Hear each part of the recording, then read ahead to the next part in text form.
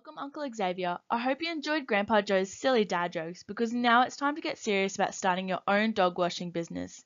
Today I'm going to present to you what I have learned from my franchising and small business course so you can feel better prepared and more confident in your decisions going forward into the business world.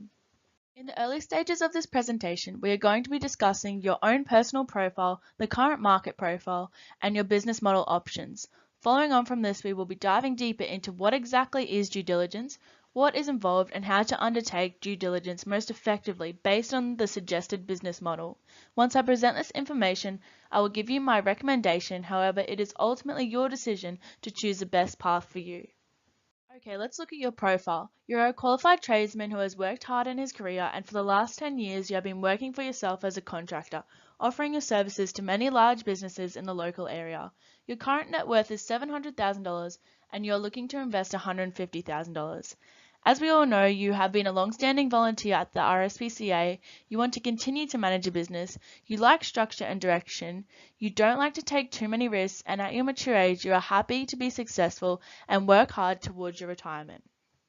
Next, for the market profile. Your proposed business would be established in a small regional town in North Queensland where there are 10,000 residents at the current moment. Due to this area offering a relaxed lifestyle, the town's population is growing, and according to a recent news story, many more families with young children are looking to move to the area. As you have been a local to the area all your life, you know there are 3 independent dog washing businesses which are run from people's homes.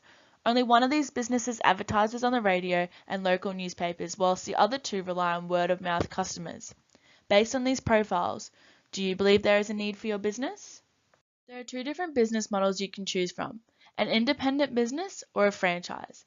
As we can see here, both are very different to each other, and your choice should be based on your own motivations and business goals. As we can briefly see, an independent business entails business risks and decisions that are purely made by the owner. The business owner owns all of its customers and intellectual property, and an independent business is controlled only by the owner and no one else. Whereas a franchise is a codependent relationship with a franchisor.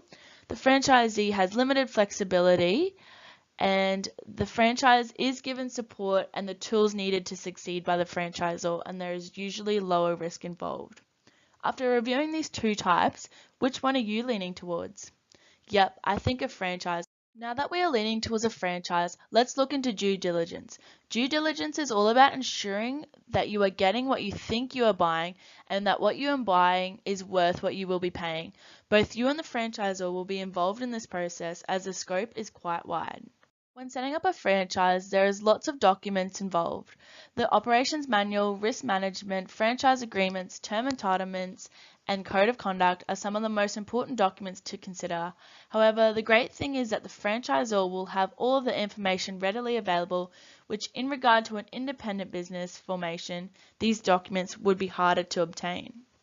The next step is looking at where to source this information and who is best to consult with. The types of due diligence stem from professional advice, personal networks, and conducting your own research.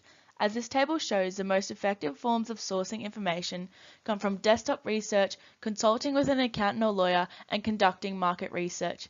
It is my suggestion that when entering into a franchise agreement that you be advised by a lawyer or an accountant, as they specialize in this area of contracts. In terms of due diligence, there are a few drivers to consider. Does your pre-contract budget allow for this? It is recommended that 1.5% of your budget is reserved for this. What is your appetite for risk? We have established it is low. Prior experience? You do have experience managing a business and have worked with dogs at the RSPCA. You are a hard worker and follow direction, and your investment is 21.4% of your net worth. Due diligence does involve a substantial amount of time and cost. As we can see from the table, the time and cost of due diligence for a franchise is relatively higher than that of an independent business, but it is important to consider that this investment may be more beneficial in the long run, and franchisors usually have this information readily available. On the other hand, it may be harder to find this information when doing due diligence for an independent business. The main constraints are technical, informational, financial, temporal, and legal. For yourself, the main constraint may possibly be technical, as there are certain skills and capabilities required to perform the appropriate due diligence investigations. However, informational and financial aren't an issue for yourself. From what we have covered here today, I recommend Uncle Xavier open a franchise for a dog washing business. This is recommended due to your own motivators and the market profile.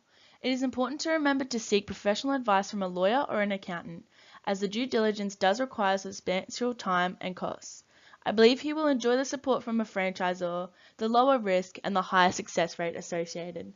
Thanks, Uncle Xavier, for listening.